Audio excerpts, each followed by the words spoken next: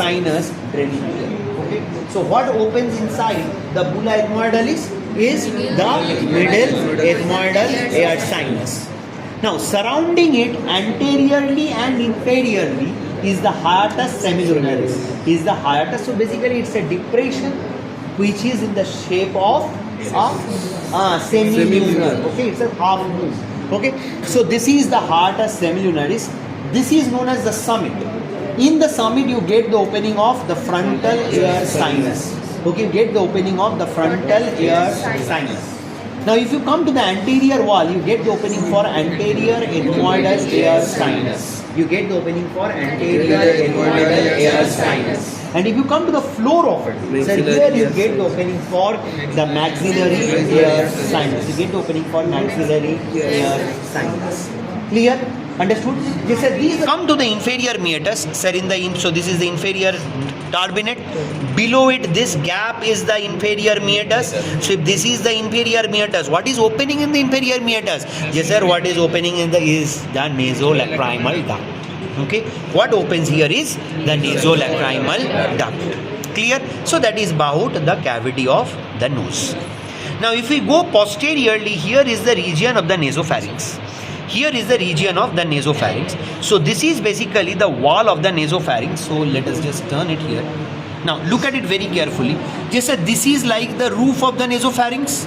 This part will be the roof. This part will be the floor, right? So this is my hard palate continuing as the soft palate. And this wall that is visible, this is the lateral wall. Correct? So on the roof of it, we primarily get the nasopharyngeal tonsil, also called as the adenoids. Now there can definitely be an extension from the pituitary called as a Rathke's pouch.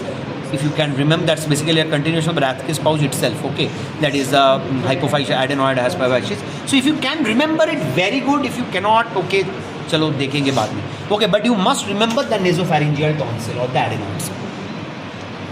This particular lateral wall shows an opening, right? So that is the opening for or auditory tube or pharyngotympanic tube. So three names of the same thing: eustachian, auditory and pharyngotympanic tube. Okay, so it is pharyngotympanic tube, the eustachian tube and the auditory tube. So three names you can call them as the PEA. Okay, now they are surrounded by a lymphatic aggregation. What is this lymphatic aggregation? Yes sir, that is referred to as the tubal tonsil. This is referred to as the tubal tonsil. Ho jayega sir konta? So this elevated part, right? This rounded elevation is the tubal tonsil. So superiorly we have the nasopharynx and laterally we have the tubal tonsil.